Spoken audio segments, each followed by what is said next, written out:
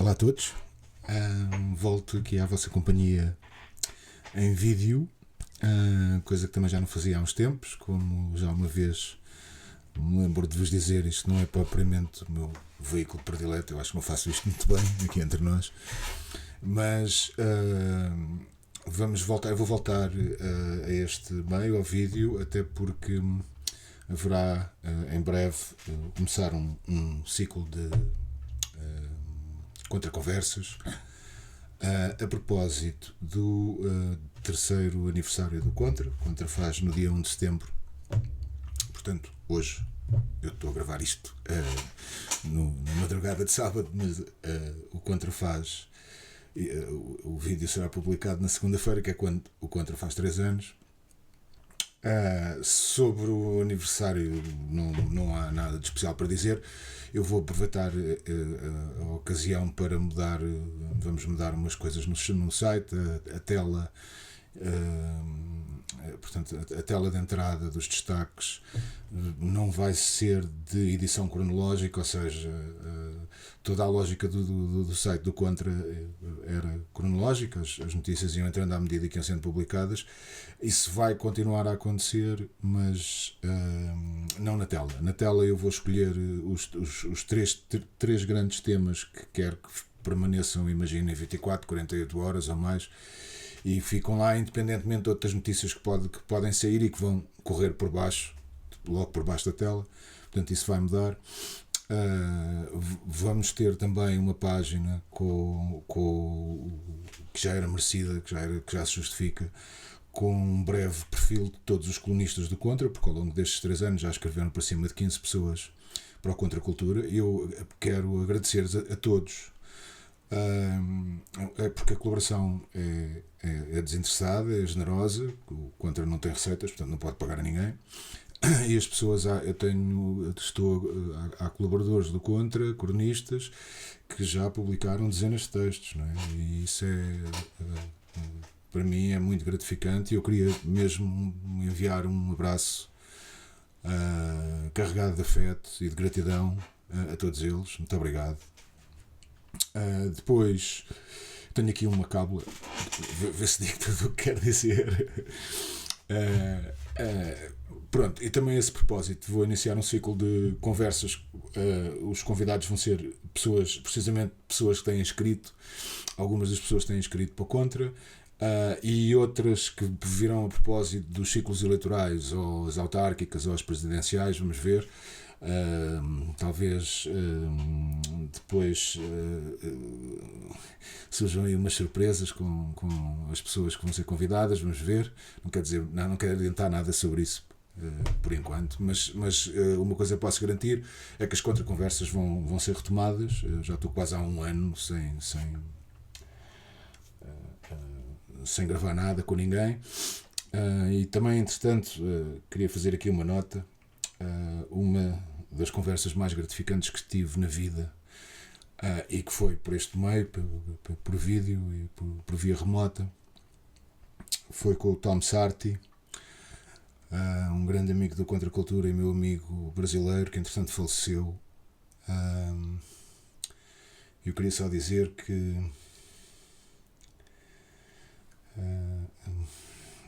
o Pessoa tinha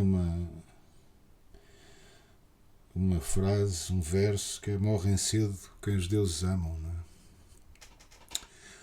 é? Morreu cedo por ser amado por Deus, o Tom Sarti. Bom, adiante. Nestes 3 anos, quando o Contra começou no dia 1 de setembro de 2022, as coisas estavam más, não é? Nós tínhamos saído da pandemia e as coisas não estavam nada famosas nessa altura. Mas eu tenho que vos dizer, amigos, que eu acho que as coisas agora estão pior. Portanto, nestes 3 anos, as coisas não melhoraram nada. As coisas pioraram bastante. E eu sei que muitos de vocês pensam: não, as coisas estão a melhorar, o Trump foi eleito e tal. Há sempre algum otimismo que eu vejo. Eu lamento, não quero fazer o papel de ave de mau agouro, mas não. As coisas não estão a melhorar, as coisas estão a piorar. E estão a piorar num sentido que eu considero até pré-apocalíptico. Ok? Mas vamos por partes. Deixem-me explicar porque é que eu acho que isto não está melhor do que estava a 1 de setembro de 2022. Bom, em primeiro lugar, não está a questão do Trump. É verdade que foi tenho a certeza que os leitores do Contra e os subscritores deste canal ficaram satisfeitos com a vitória do Donald Trump, mas 6 meses depois, ou 7 meses depois dele ter tomado posse, o balanço, a meu ver, é extremamente negativo. Na política externa, a promessa ridícula que o Trump tinha feito de que acabava com a guerra na Ucrânia em 24 horas acabou por se transformar numa rábula que eu sinceramente às vezes até me custa compreender o que é que vai na cabeça daquele homem e o que é que vai na cabeça da administração, porque nós sabemos que quando falamos em Trump, estamos a falar de vários eixos de poder que se cruzam e encontram e colidem naquela sala oval, não é? E eu muitas vezes custa-me entender. Por exemplo, custa-me entender. Isto, eu não vou ser muito exaustivo. O Contracultura tem todo este percurso errático de Donald Trump no que tem a ver com a política externa, está profusamente documentado no Contracultura. Vou só dar aqui alguns exemplos. Por exemplo, depois daquele teatrinho no Alasca que o Trump arranjou com o Vladimir Putin, que foi uma coisa de soma zero, não é? Não trouxe qualquer tipo de resultados, como era expectável. E eu também posso muito brevemente explicar porque é que não trouxe resultados, mas já lá vamos. Logo depois, portanto, menos de uma semana depois desse encontro, o Donald Trump declarou que não percebia como é que o Joe Biden, quando era presidente, não tinha deixado a Ucrânia, não tinha permitido que a Ucrânia usasse armas americanas para bombardear o interior da Ucrânia. O interior da Rússia, desculpem. E isto é espantoso. Quer dizer, um homem que se diz um presidente da paz e que se diz, por exemplo, mediador no processo de paz entre a Ucrânia e a Rússia, incentiva uma das partes a bombardear o interior do território da outra com armas americanas. Primeiro, como é que um mediador de paz pode fornecer armas a um dos lados? Não faz sentido, como é óbvio, não faz sentido nenhum. E depois este tipo de declarações colidem com a pose de o homem que procura a paz. Não é? Isto não é o homem que procura a paz. Acho que penso que 1 mês e meio ou 1 mês antes do encontro no Alasca, o Donald Trump, numa chamada telefónica para o Zelensky, chegou a sugerir-lhe que ele bombardeie. Do género, acho que a coisa correu assim: ó Zelensky, mas tu não, olha lá, não tens armas, não consegues atingir Moscou e São Petersburgo? Olha lá, meu, faz qualquer coisa. Ok, a conversa foi deste género. Então, isto é um homem que se propõe a mediar a paz de um conflito. Isto é inacreditável. Eu podia dar montes de exemplos sobre este percurso errático do Donald Trump em relação à guerra na Ucrânia, mas este é bom e serve adiante. Serve para fundamentar a minha ideia de que a política externa americana da administração Trump é absolutamente errática. Okay? E até bastante destabilizador, ou seja, tem feito o contrário daquilo que se propunha. No caso da Ucrânia, como no caso do Médio Oriente. No caso do Médio Oriente, se calhar ainda é pior. Nós estamos a assistir a uma circunstância na faixa de Gaza, que é de genocídio. Já morreram 50 mil, pelo menos 50 mil palestinianos. A faixa de Gaza está a ser basicamente arrasada. Há imagens disso, há imagens aéreas em que se percebe perfeitamente que aquela área está a ser arrasada. E tudo isto com o apoio americano, com o beneplácito americano. O Donald Trump, inclusivamente, aproveitou a confusão para bombardear o Irão, para bombardear o Iémen, ou seja, para cumprir a agenda de destruição de Benjamin Netanyahu, que eu às tantas não percebo bem quem é que manda na Casa Branca, às tantas parece que é o Benjamin Netanyahu que manda na Casa Branca, pelo menos no que tem a ver com a política externa. É muito estranho. É claro que podemos especular sobre essas razões, mas já lá vamos. Portanto, no que tem a ver com a política externa, o Donald Trump tem feito tudo menos paz. Tem feito tudo menos paz.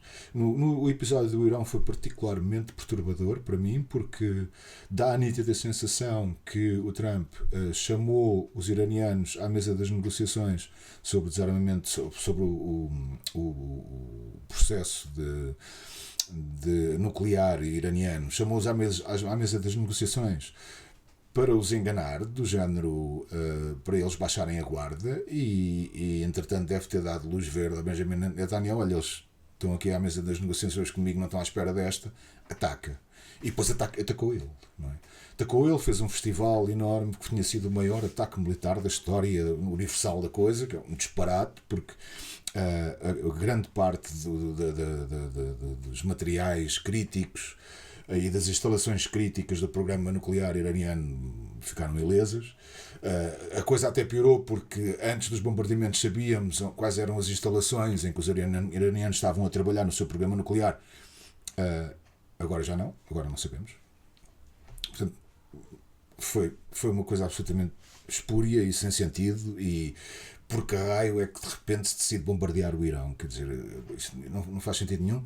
Eu gostava de perguntar à gentil audiência se lembram de quando é que o Irão atacou diretamente uma nação qualquer. E agora, contem as vezes que Israel ou os Estados Unidos atacaram nações assim, extemporaneamente. Ou não, ou de forma pelo menos injustificada, não é? Quer dizer, por outro lado, eu não tenho simpatia nenhuma pelo regime iraniano, como é óbvio, mas tenho que fazer esta pergunta. Israel tem capacidade nuclear já que está na ordem das centenas de ogivas. E eu pergunto-me, do ponto de vista das autoridades iranianas, se Israel tem armas nucleares, nós não podemos ter porquê. Eu dou o exemplo do caso Paquistão-Índia. Uns têm, os outros têm também. São inimigos, fidalgais, têm capacidade nuclear e tentam a paridade, que é a primeira lógica de dissuasão. Não é? É terem mais ou menos o mesmo número de armas nucleares, a mesma capacidade de ataque nuclear. Então, se Israel tem, e Israel não só tem armas nucleares, como fala muitas vezes em usá-las, do ponto de vista dos dirigentes iranianos, do regime iraniano, eles também podem pensar que então, se Israel tem, nós não temos. Isto é grave, isto é complicado. Nós temos que nos defender também, nós temos que ter aqui um fator de dissuasão. Portanto, esta ideia de que os iranianos não podem nem por nada ter um programa nuclear é daquelas ideias que se vendem no Ocidente, mas que são um bocadinho manicaístas, no mínimo. Porque outros povos, com uma visão diferente do problema, podem ver as coisas de maneira diferente. Como é óbvio, não é? Porque é que Israel tem legitimidade para ter armas nucleares e países que Israel considera inimigos existenciais não podem ter para se defender? Não se percebe lá muito bem, não é? Depois, ainda em relação ao Irão, eu gostava que os meus amigos atentassem a este pormenor.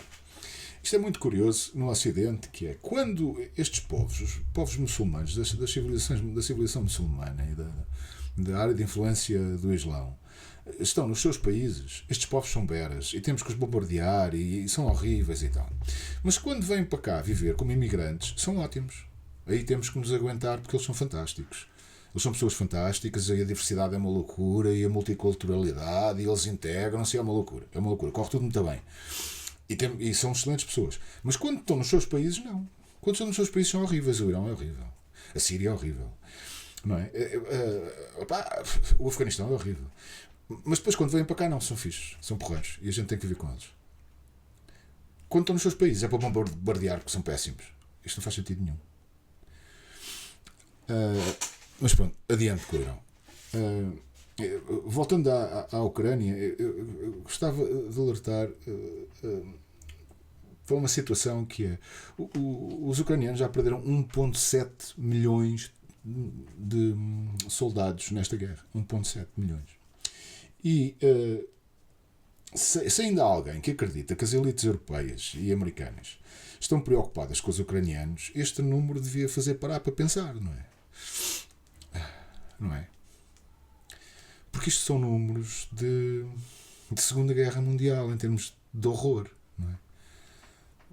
Isto são números abismais. E nós continuamos a investir na Ucrânia para que eles morram mais. É morrer até ao último deles. Porquê? E outra contradição interessante. Porquê é que as fronteiras ucranianas são sagradas quando as fronteiras na Europa e as fronteiras nos Estados Unidos não são? Não é? Nós estamos a acabar com as fronteiras na Europa, mas as fronteiras na Ucrânia são intocáveis. Não se percebe qual é a lógica. Bom, eu já estou aqui a mostrar assuntos que não queria, mas pronto, adiante. Ainda em relação à administração Trump, se na política externa as coisas não estão de todo a correr bem, na política interna há coisas que estão a correr bem, isso é verdade. Isto é factual. Logo que Trump chegou à Casa Branca, o trânsito nas fronteiras foi muito reduzido. O trânsito de ilegais nas fronteiras, principalmente na fronteira com o México, claro, foi muito reduzido e está praticamente estancado neste momento. Isto é factual, há números sobre isto. Há muito daquela tralha woke do governo federal que está a ser paulatinamente aniquilada. Isso também é bom e é um exemplo a seguir na Europa.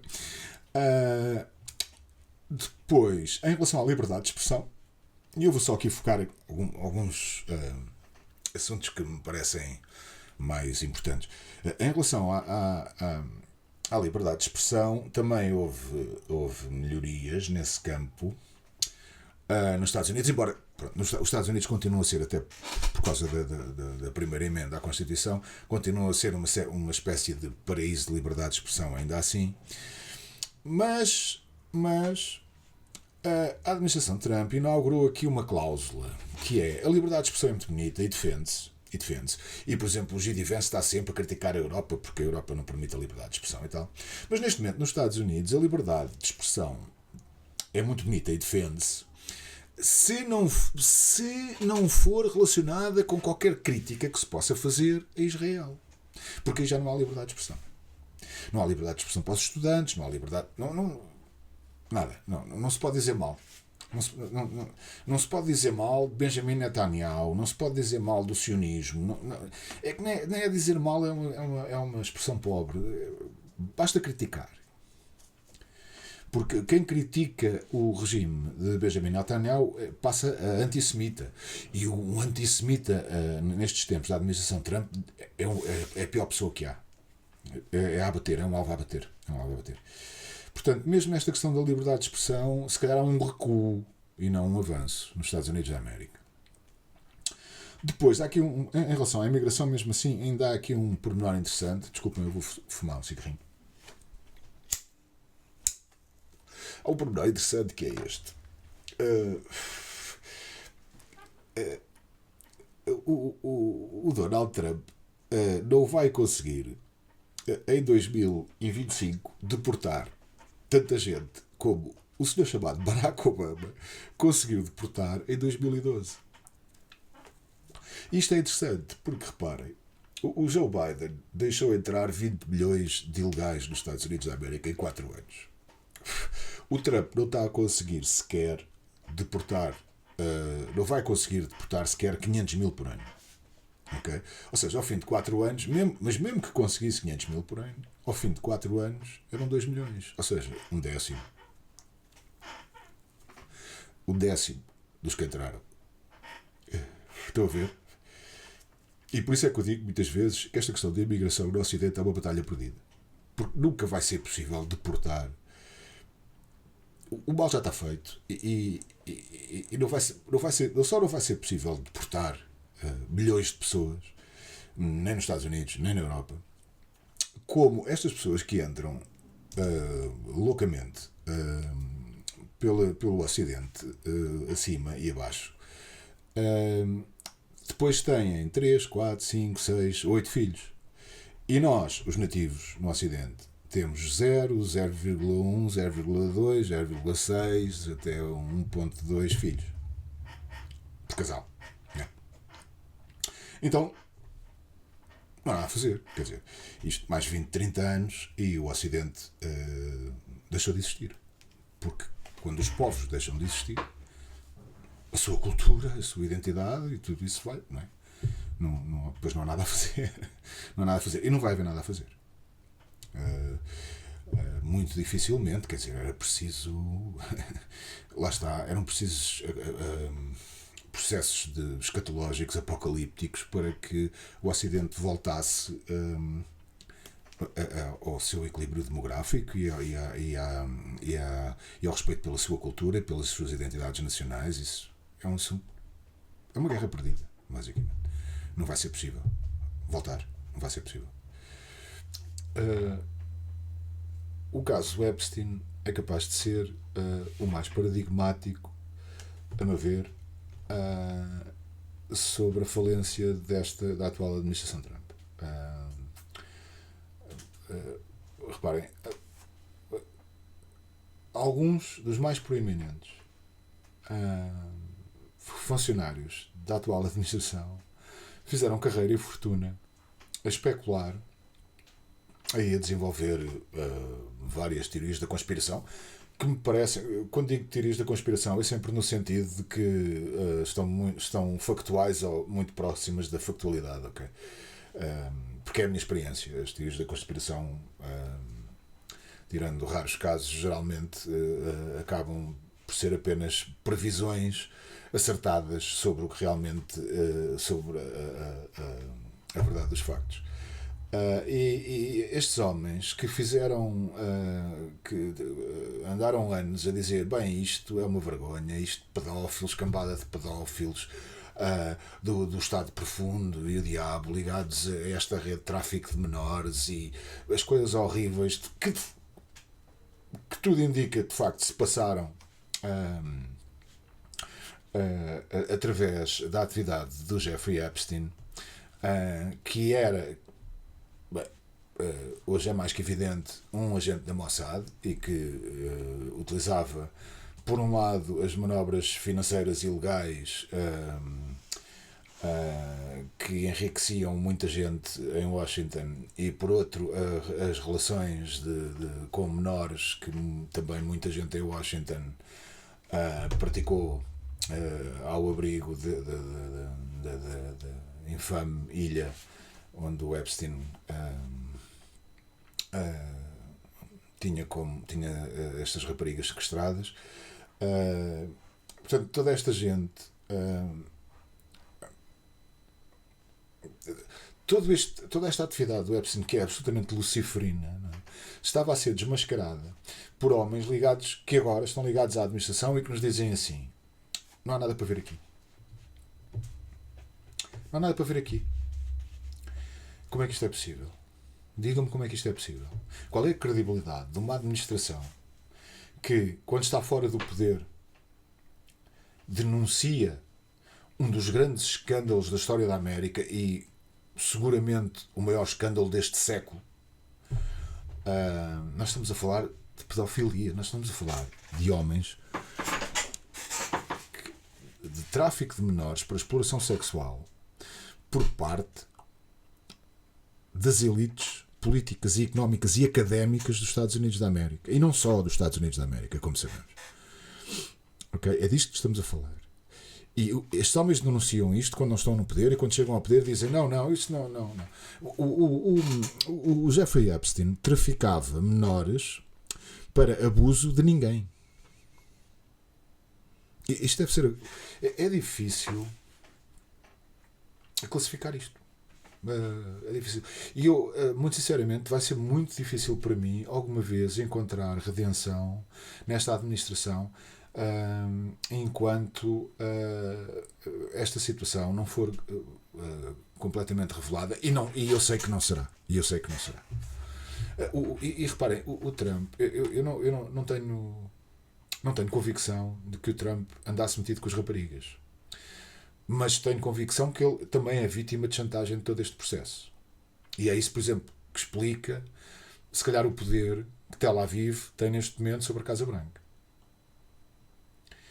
E como é que eu acho que ele está a ser vítima de chantagem? É que desconfio que o Trump investiu em processos financeiros ilegais que o Jeffrey Epstein conduzia para os seus clientes. Acho que o Trump foi um cliente desses trânsitos ilegais de lavagem de dinheiro e de fuga aos impostos que o Jeffrey Epstein oferecia às elites americanas e não só.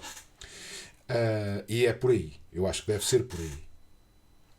Não ponho de todo de parte, atenção, não ponho de todo de parte que o Trump também tenha dormido com umas menores por acréscimo. Não ponho de parte, mas desconfio que não é isso. Desconfio que não é isso. Seja como for, não há redenção para isto. A meu ver, não há redenção para isto. E ao contrário do que a administração pretende, com todas as manobras de diversão que entretanto tem feito e continua a fazer, no que toca à contracultura, sempre que for pertinente, voltaremos a meter o dedo na ferida, que é o que temos aliás feito recorrentemente. E o contracultura não é nada, mas há algumas forças da base populista norte-americana, basta pensar no Tucker Carlson, por exemplo, que também não me parece que estejam muito inclinados a largar este assunto, porque é de tal forma aberrante que é difícil esquecer. É difícil esquecer. E o comportamento, de facto, da administração sobre este assunto tem sido absolutamente deplorável. Absolutamente deplorável. Bom, depois na Europa, para além deste problema da imigração, não é? Isto é muito curioso. Na Europa, nós também estamos cada vez pior. Na Europa, as coisas estão cada vez pior e ainda, nesse aspecto ainda pior que na América, não é? E como é que estamos pior? Eu dou este exemplo giro, que é quando o Contra começou a 1 de setembro de 2022, estava no poder no Reino Unido um palhaço chamado Boris Johnson. Mas o processo nestes 3 anos, depois do Boris já vamos no terceiro primeiro-ministro, e se podemos imaginar possível, todos eles piores, quer dizer, a senhora Truss não era pior nem melhor, mas tanto o Rishi Sunak como este Keir Starmer ainda conseguem ser piores que o Boris Johnson, apesar de Boris Johnson, a meu ver, ter depois outros problemas. É um grande criminoso de guerra, um dos grandes responsáveis pelos 1,7 milhões de mortes, de soldados mortos ucranianos, é Boris Johnson, que em 2022 foi a correr impedir um tratado de paz que ia ser assinado por Zelensky com Vladimir Putin e que teria impedido toda esta mortandade e todo o sangue e toda a destruição na Ucrânia, e ele foi a correr impedir a assinatura do tratado. Não sei como é que este homem dorme, sinceramente, não consigo perceber como é que ele dorme, mas pronto, isso é com cada um. Mas mesmo assim, quer dizer, passámos de Boris Johnson para Keir Starmer. O Keir Starmer deve ser o primeiro-ministro mais odiado da história do Reino Unido, digo eu, mas não deve estar muito longe da verdade neste momento. E quase não passou o ano desde que foi eleito. O Reino Unido é uma guerra civil à espera de acontecer. Está à beira do ataque de nervos, nitidamente. Depois, lá está, o Keir Starmer, como todos os líderes globalistas europeus, a sua prioridade é a guerra à Rússia, é fazer a guerra à Rússia. Eles querem arranjar a maneira de fazer guerra à Rússia. A mesma coisa acontece com o Friedrich Merz, aliás, e a mesma coisa acontece em termos da queda do declínio de sanidade dos políticos, porque, por incrível que possa parecer, eu preferia o Scholz do SPD do que o Friedrich Merz da CDU, porque o Scholz tinha a vantagem de ser um pobre de espírito, uma pessoa intelectualmente destituída. O Friedrich Merz é muito mais perigoso, Não o vou honrar com a palavra inteligente, mas não é destituído, não é intelectualmente destituído. É um homem que vem da BlackRock, portanto vem diretamente da BlackRock para a política. E isso diz basicamente tudo o que precisamos de saber sobre o Friedrich Merz. É outro russofóbico maluco que a prioridade dele é fazer guerra à Rússia. Isto é uma questão de tempo, meus amigos. Eles vão arranjar uma maneira. Depois, aí também, lá está, passámos de um muito mau para um péssimo chanceler. Depois, em França, o Macron, entretanto, desde que o Contra começou a editar até agora, o Macron já teve 4 primeiros-ministros, ou coisa que eu valho. Aquilo, a França está num caos. E lá está, quer dizer, se eu pensava que o Macron era um inimigo da dignidade humana e um horroroso globalista em 2022, agora então, meu Deus, a minha opinião, que já era muito pobre sobre o senhor, piorou bastante. Portanto, tudo isto está em queda livre. E reparem, isto é muito curioso porque neste momento o Reino Unido, a França e a Alemanha, o Contra já tem muito publicado sobre a Alemanha e agora durante a semana vão sair as outras duas. Portanto, o Reino Unido, a França e a Alemanha estão neste momento prestes a entrar em colapso económico. Okay? E ainda assim, continuam a mandar bilhões para a Ucrânia. Ainda assim, continuam a deixar entrar milhões pelas suas fronteiras adentro. Países que estão tecnicamente falidos. No caso francês e no caso inglês, a possibilidade de sofrerem um resgate do FMI é real. Neste momento, só para perceberem a dimensão disto, neste momento, a taxa de juro sobre a dívida soberana portuguesa é mais baixa do que a taxa de juro sobre a dívida soberana francesa. Ou seja, as pessoas confiam menos na França para pagar aquilo que deve do que em Portugal. Confiam mais em Portugal. Ok? E se o FMI entrar, nós todos sabemos o que é que isso significa, porque nós passámos por isso há muito pouco tempo, há uns poucos anos, não foi? Vocês lembram-se todos. Se o FMI entra em Inglaterra, no Reino Unido e entra em França, e depois também provavelmente poderá entrar na Alemanha, porque a Alemanha está também com graves problemas. Apesar de reparem na ironia, a Alemanha está com problemas orçamentais e de dívida enormes e de desindustrialização e de estagnação do produto interno bruto e diabo, mas uma das primeiras iniciativas do Friedrich Merz quando subiu a chanceler foi de alterar a Constituição para aumentar a dívida pública. Okay. Portanto, mais uma vez, esta gente objetiva a destruição dos países que governam. Isto não tem outra justificação.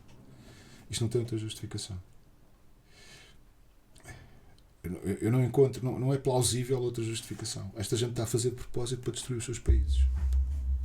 Mesmo esta história com a Rússia, reparem, por muito que a Europa dirija os seus recursos para as indústrias militares, nem em 10, nem em 20 anos a Europa vai conseguir fazer frente à Rússia em termos militares. Mas ainda assim, esta gente, sabendo que num confronto não tem a mínima hipótese, a Europa não tem a mínima hipótese de confrontar militarmente a Rússia, procuram a guerra. Isto deve ser a primeira vez na história da humanidade que acontece, amigos. As nações entregam-se à guerra quando têm expectativas de ganhar. Esta gente está-se a entregar, está a criar a procurar condições para um conflito com a Rússia que não tem condições de ganhar. Não tem explicação a não ser uma. É porque é a destruição, as cinzas, que objetivam. A este propósito, eu também há de sair um artigo um bocadinho cáustico sobre este assunto para a semana. E que é este? O Marcelo Rebelo de Sousa, que é uma pessoa que sinceramente dói-me no fundo da alma ter este homem como Presidente da República Portuguesa, pá, sinceramente. O homem na Universidade de Verão, aquilo da Universidade enfim, não tem nada, mas a Universidade de Verão do PSD apareceu lá e disse aos infelizes que lá estavam, aos jovens infelizes que lá estavam, que o Donald Trump era um ativo soviético e que se comportava como um ativo soviético. Reparem bem, o Presidente da República Portuguesa foi buscar uma teoria da conspiração, uma alegação falsa, já demonstravelmente falsa, e pela qual, neste momento, poderão ser perseguidos, poderão ser procurados nos Estados Unidos da América políticos de alto perfil, como a Hillary Clinton, por exemplo, porque armaram uma narrativa fraudulenta sobre uma eventual cumplicidade entre Donald Trump, isto em 2016, vejam lá, em 2016, há 9 anos atrás, entre Donald Trump e Vladimir Putin, no chamado Russia Hoax, a fraude desta aliança entre o Vladimir Putin e o Donald Trump, que foi criada, fabricada pela campanha de Hillary Clinton e depois institucionalizada, digamos assim, pela presidência Obama, quando eles estavam todos muito assustados que o Trump era candidato presidencial e tal. E mesmo já depois do Trump ter ganho as eleições, mas naquele período entre as eleições e a tomada de posse, em que Obama ainda era presidente, e fizeram tudo para potenciar essa narrativa, que era falsa, hoje toda a gente sabe que é falsa, menos Marcelo Rebelo de Sousa, que veio agora com esta história.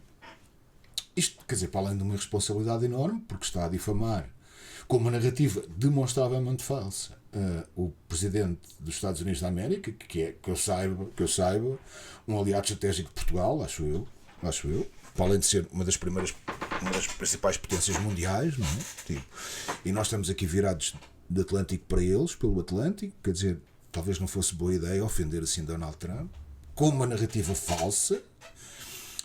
Um homem que, eu não sei, se Portugal fosse um país um bocadinho menos insignificante, isto era, tínhamos criado aqui um problema diplomático sério.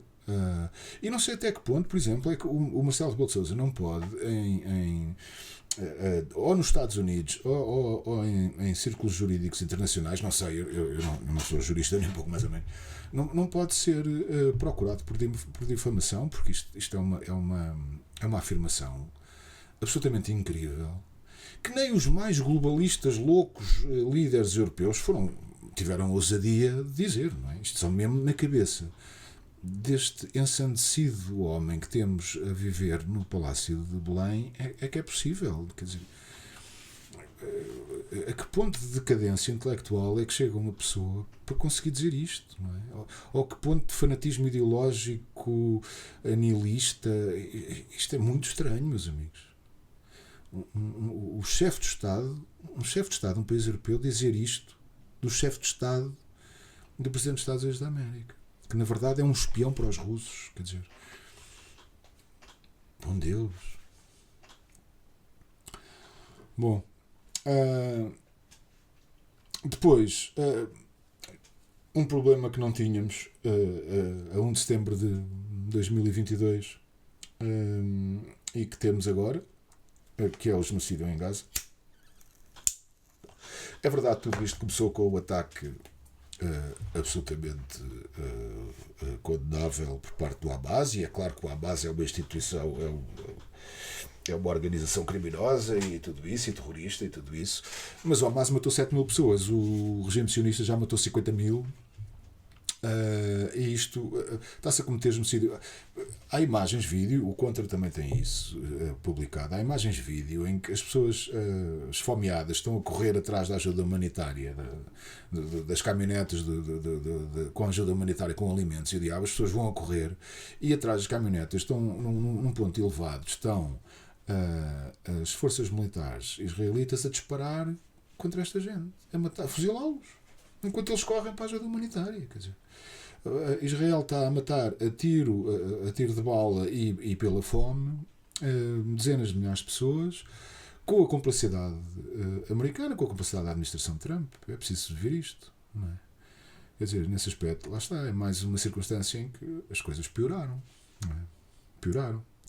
E depois eu não consigo compreender como é que qualquer cristão consegue olhar para aquilo que está a acontecer em Gaza com indiferença ou até apoiando Israel. Sinceramente, eu não consigo perceber isto. Não consigo. Faz essa espécie, mas pronto, enfim. Mas depois, pronto, política, economia e guerras à parte, que eu podia estar aqui a falar toda a noite, não vale a pena. Noutros setores sociais as coisas também não estão a melhorar. Por exemplo, nas ciências e tecnologias nós temos agora uma coisa que na altura, em 2022, já era falada, mas não era assustadora, que são as tecnologias de inteligência artificial, que das duas uma, ou estão a ser empoladas por questões de ganhos de ganhos corporativos, ou se não estão a ser empoladas, e se aquilo que alguns informadores que vieram da indústria dizem sobre a ameaça que esta indústria constitui, que estas tecnologias constituem para a humanidade, se isso é verdade, porque reparem, eles também podem estar a dizer isto encomendados, não é? Para que as pessoas se assustem e porque toda a gente acha que estas tecnologias vão realmente ser uma coisa incrível e dominar o mundo, de tal forma que as ações subam e tal. Mas se não é essa a estratégia, e se esta gente, o que tem dito esta gente, for verdade, nós vamos ser, pelo menos, conduzidos à destituição numa questão de 5, 10 anos. E quando eu digo conduzidos à destituição é isto. Nós vamos entregar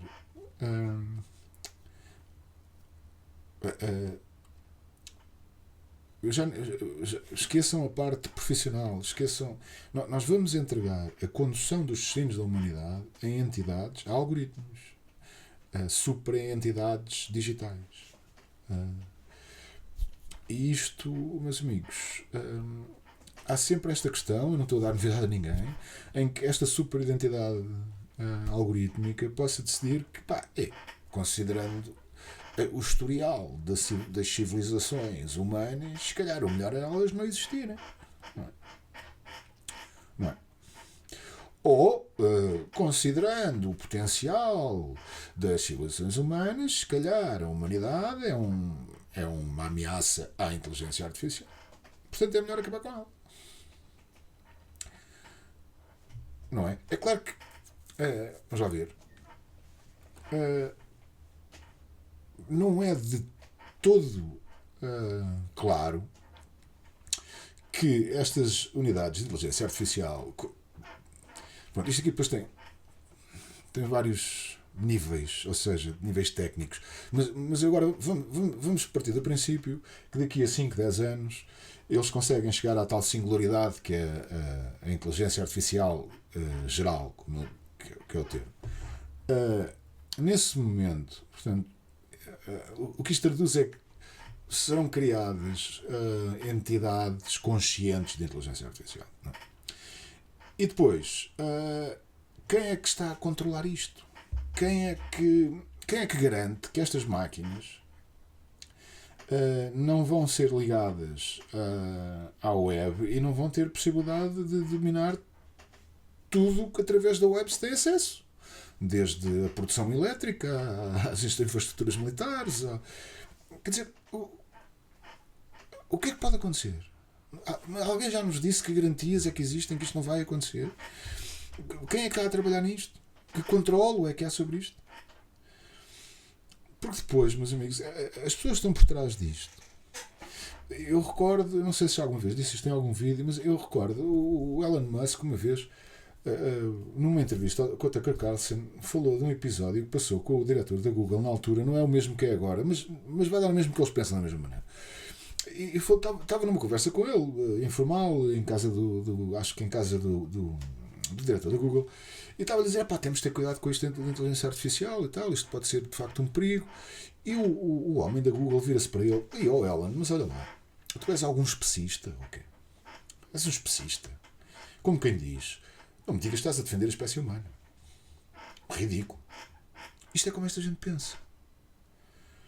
Okay? E outra coisa, voltando, isto fez-me lembrar de outra coisa, voltando à questão da administração Trump, uma circunstância em que de facto Até a administração Biden não tinha ido tão a fundo nisto, é a questão do Peter Thiel e da Palantir. O Peter Thiel é um homem, neste momento, não é um funcionário da administração, mas eu diria que é o homem sombra mais poderoso desta administração. É o homem que treinou, formou, financiou o J.D. Vance para chegar onde chegou.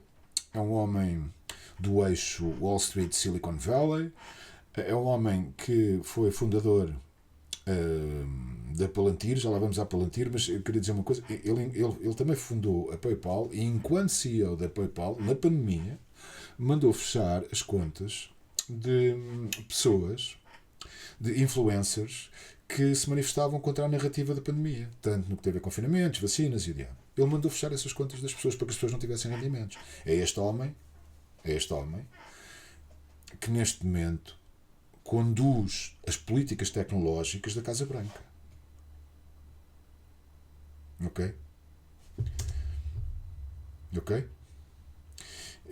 É preciso ter atenção a isto. Este homem, além de é sinistro à brava, lá está, é um transhumanista. Ele numa entrevista a um jornalista do The Telegraph, quando o jornalista lhe perguntou, mas eu sei lá, mas a humanidade é para sobreviver, não é? Quer dizer, ele hesitou de tal forma, não conseguiu responder, não disse sim, não, claro, temos que proteger a humanidade, não. Começou a hesitar, não respondeu, ao ponto do jornalista lhe dizer, então, mas espera lá, porque é que está a hesitar? E a resposta dele a seguir foi, é complicado, isto nós temos que pensar bem, como quem diz, isso da sobrevivência da humanidade depende de muitas coisas, e o que é isso da humanidade? Ou seja, isto está entregue, isto no que tem a ver com a alta finança e a tecnologia, isto está entregue a transhumanistas, meus amigos. E o que é transhumanismo? O transhumanismo deriva de um certo desdém pela humanidade. Que esta malta de Silicon Valley e os senhores do universo de Wall Street e o diabo nutrem já há muitos anos. Ok? Que deriva também do seu militante ateísmo, não é? Porque é nós cristãos o que nos salva e a nossa forma de ver a humanidade é completamente diferente. Porque nós vemos a humanidade como um produto de Deus, portanto, nesse aspecto, a humanidade é sagrada, é intocável, digamos assim, e há um valor na vida humana essencial. Esta gente não tem qualquer tipo. Esta gente, basicamente, os deuses são eles, não é? Portanto, isto, mais uma vez, está aqui num ponto rebuçado de nihilismo e de tendência destrutiva absolutamente assustador, meus amigos, absolutamente assustador. E depois podíamos continuar, por exemplo, eu gostava de perguntar, pensa, nas artes. Nós neste momento nós temos circunstâncias em que uma banana colada a uma parede com um pedaço de fita adesiva cinzento metalizado vale, quanto é que vale? Deixem-me ver aqui, 6,2 milhões de dólares. Mas depois, obras de arte à série, a perseguição do Belo à série. Quem é o grande pintor do século XXI? Quando eu faço, eu acho piada, quando faço esta pergunta a amigos e tal, às pessoas em conversa, as pessoas dizem-me Kandinsky, não é Kandinsky, desculpem, aquele tipo dos grafites nas paredes. É o grande artista do século XXI, desculpa. Mas de facto não há. Mas mesmo, quem é o grande cineasta do século XXI? Qual é a grande banda rock do século XXI? Coldplay? As artes neste momento não existem, basicamente, no Ocidente não existem. Quando é que foram ao cinema ver um grande filmaço? Já passaram uns anos, não? É impressionante, não é? Quem é o grande romancista do século XXI, meus amigos? E o arquiteto? Quem é o grande arquiteto do século XXI, meus amigos? A arquitetura contemporânea é o inverso do que devia ser. É a perseguição do feio. É a desumanização total dos espaços. Eu pergunto-me sempre o que é que impede os arquitetos de fazerem coisas bonitas. Porquê é que tudo tem que ser horroroso? Estamos mal, estamos mal. E é nesse sentido que o quadro é negro, não é? Portanto, o combate é necessário, o combate é preciso. E muitas vezes eu tenho, através da contracultura, tenho conhecido muita gente e nesse aspecto a experiência tem sido gira. E muitas vezes há pessoas, e isto é gratificante, claro, as pessoas dão-me os parabéns, gostam muito do Contra e tal, e que estamos a fazer um excelente jornalismo. E eu digo logo, o Contra não faz jornalismo. E isto nem sequer não tem a ver com o facto do jornalismo hoje em dia estar completamente descredibilizado. Não, isso é, o Contra não faz mesmo jornalismo, ou seja, não faz reportagem, não faz. O Contra faz combate. O que faz é combate. E é claro que isso não traduz que se publiquem mentiras ou que se desvirtua a verdade dos factos ou isso, mas eu não me considero um jornalista, considero-me mais um guerreiro, se quiser, porque o combate é preciso, porque as coisas continuam a correr mesmo muito mal. E com isso podem contar, com esse combate aqui deste lado, podem continuar a contar. E é isto, meus amigos. Não me estendo mais, que já me estou aqui a esticar no tempo e a puxar muito pela corda da vossa paciência. Fiquem atentos porque vão haver contra-conversas giras com gente gira, com valor. Alguns até ligados à política portuguesa, outros nem tanto. E é isso. Não se esqueçam de permanecerem dissidentes, ok? Tchau, tchau.